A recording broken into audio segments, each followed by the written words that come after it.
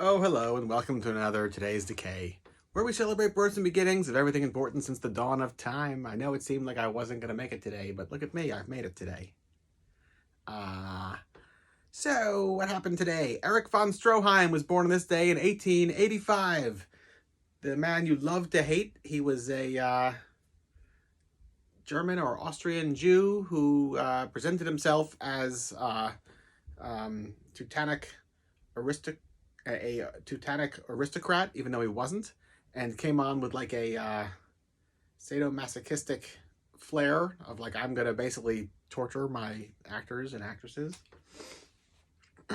On this day in 1933, Wild Bill Wellman's film The Wild Boys of the Road premiered.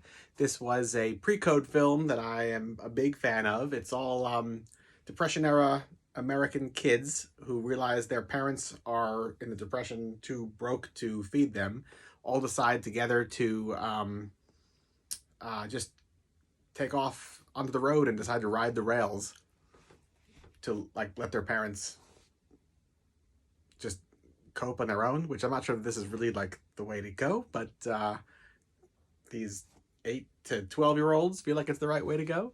And it's really good. It's really, I don't know, pre-code films are maybe not everything, but a lot of films between 1929 and 1933 and a half, give or take, maybe 1934, where the Hays Code comes into place. So at this point, anything could happen. Bad guys could win. Kids could get killed, maimed, hurt.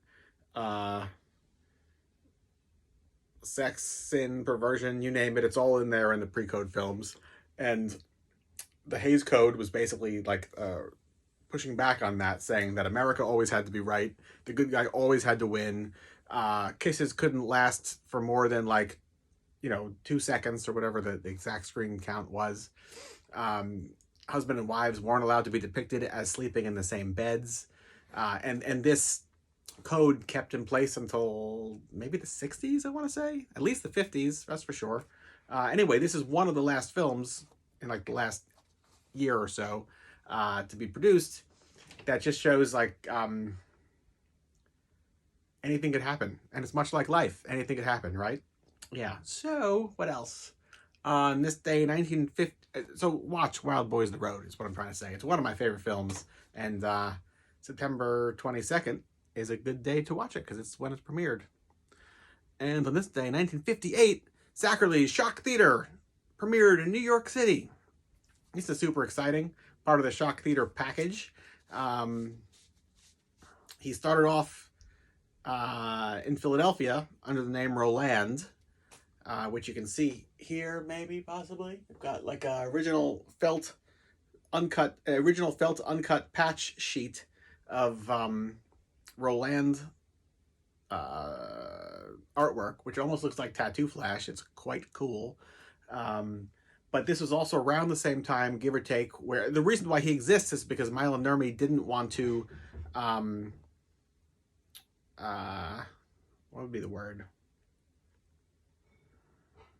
I don't know what the word, I'm blanking the word. But basically, like, there was supposed to, the powers that be wanted Vampira in every town. So instead of that happening, she said, no, she's my creation, you can leave her alone.